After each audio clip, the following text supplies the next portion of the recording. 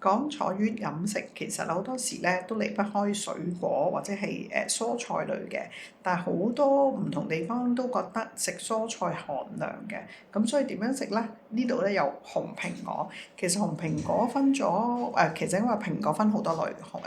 唔同顏色嘅皮嘅啫，其實大細，咁有好多咧就覺得煲湯應該用中國嘅蘋果大嚿啲，咁其實都冇影響嘅。Delicious 即係 delicious 嘅 apple 咧，其實咧佢而家好多都未必原產地喺美國，所以咧你中意紅蘋果、黃藍蘋果、綠蘋果都可以嘅，只係咧連埋個皮，咁煲完啲顏色個皮都係